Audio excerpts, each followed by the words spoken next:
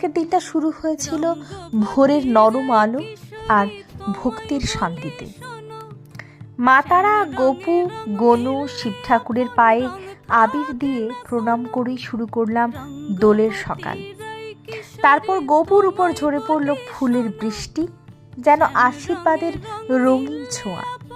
স্নান করিয়ে তাকে সাজিয়ে দিলাম নতুন দিনের আনন্দে। এর মাঝে পাড়ার সবাই ডাকতে এলো, একটু তাদের সাথেও হাসি আনন্দে মিশে গিয়েছিলাম।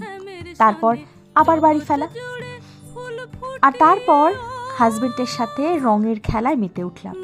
আবিরের রঙে, হাসির রঙে, ভালোবাসার রঙে হয়ে উঠল, ভরে উঠল পুরো দিনটা।